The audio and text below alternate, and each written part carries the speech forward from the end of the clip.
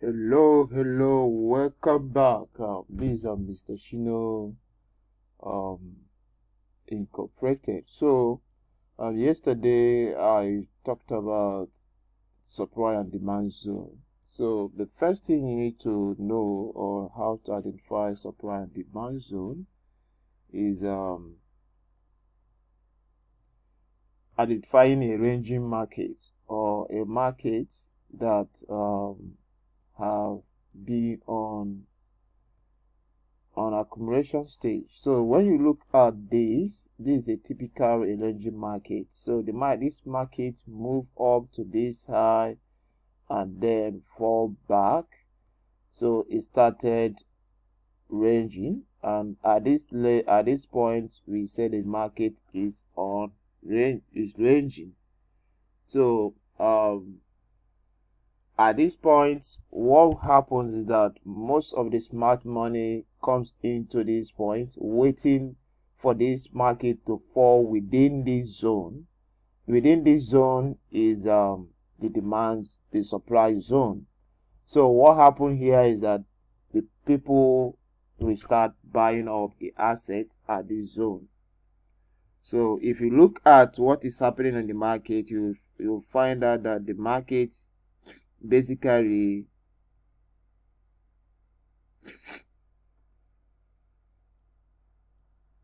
you find out that the market basically is ranging, and not just that the market is ranging.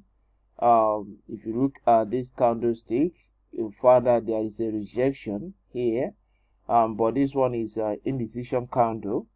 So what's happening here is the smart money is accumulating this fund.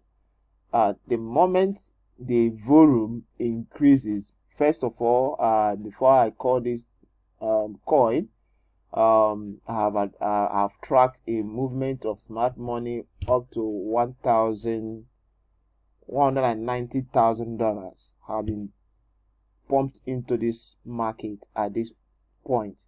So what we are waiting for is to get at least 3 additional smart money to come into this market, and when that happens, this coin will move up and then break this structure.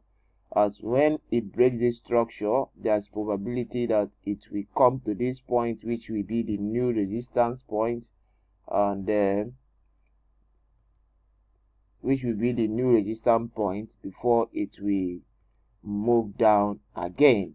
So when you move in here and buy this market, so your potential take profit should be on this area, right? So what I got to do is to show you, the next thing I have to show you now is to how to set your stop loss using trading view, right? Because I've just entered into this market right now.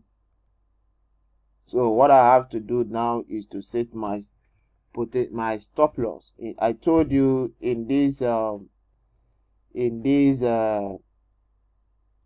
strategy, what we use is 7% minus.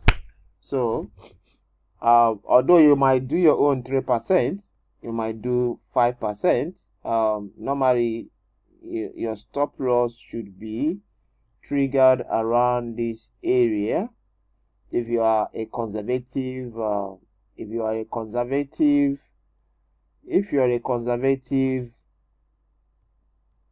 in trader, your stop loss will supposed to be here. So my stop loss for this market,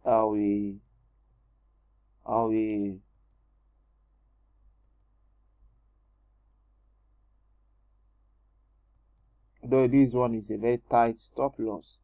So for this market, what I will do is that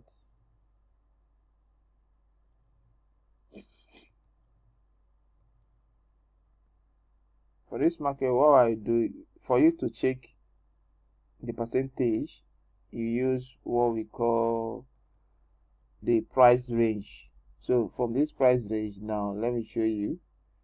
So this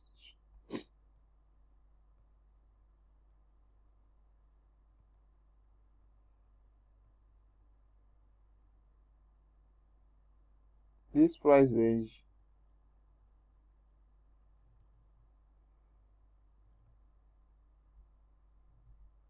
that means I'm risking 1%, but I want to give it more because this is the point I enter this market. So if I'm giving 70, if I'm giving maybe that's 70%, that means this is a very high risky, it's not advisable, but I want to give room. So here will be my stop loss. Here will be my stop loss. If I have to shake this stop loss,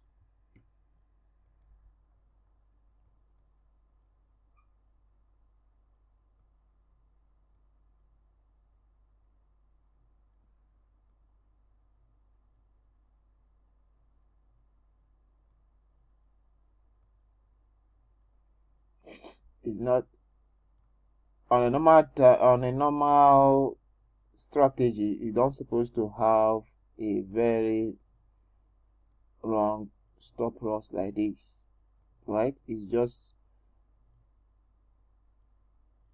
so this is my take profits. This is my take profit zone, and this is my stop loss. So if you look at this, what my risky reward here, if you look at this, my risky reward is 2 by 26, right? So let me put in, so if I'm staking $20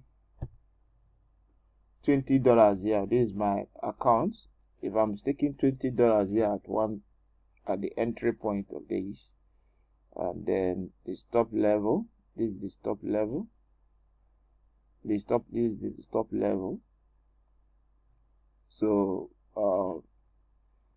that means I'm staking $2. I'm staking $2 to make 26. I'm staking $2 to make $26, right? So this is how you set your stop loss. I have to give room to this because I know that this is not the right price, so I have to give room to it. So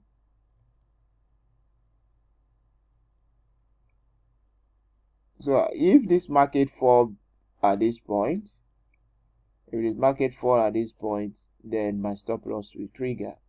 But if it didn't fall at this point and then break out, then my take profit will be at this level, right? So this is a typical example of support and resistance. So I used the 45 minutes time frame. If you look at the 1 hour time frame, the support and resistance, you will see that it's still ranging, but on 4 hours time frame, you will not discover the range. So if in chart reading you use 4 hour time frame to identify the obvious trend, and then use 45 minutes to understand what is actually happening in the market. So now I've entered this trade, hoping that there will be another injection of smart money that will break this market out, and then I hope to exit the market at this level.